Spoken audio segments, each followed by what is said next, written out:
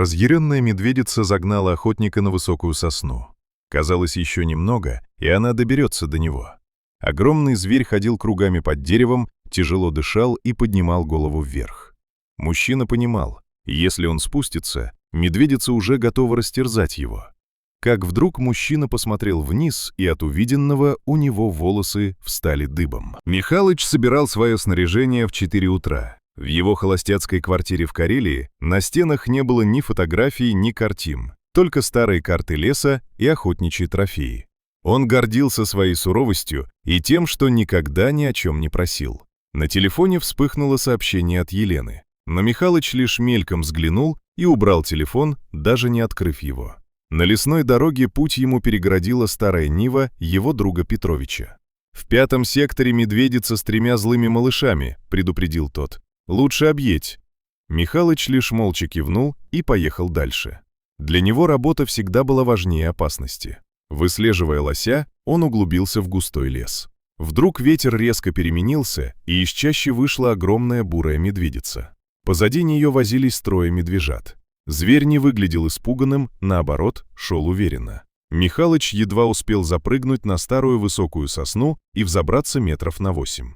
Но медведица не ушла. Она часами ходила кругами под деревом. И вдруг Михалыч заметил, что один медвежонок, самый маленький, со светлой мордочкой, лежит отдельно и почти не двигается. Через некоторое время медведица осторожно взяла его за шкирку, подтащила к корням сосны и подняла голову. Она смотрела прямо на Михалыча. По темной морде зверя стекали влажные полосы. Этот взгляд будто пронзил его. В позе медведицы было что-то мучительно знакомое. И вдруг в памяти всплыл вечер 10 лет назад. Елена стояла в дверях с чемоданом. «Просто посмотри на меня, Коля», — тихо сказала она тогда. Но он промолчал. Он всегда считал, что показывать чувства — слабость.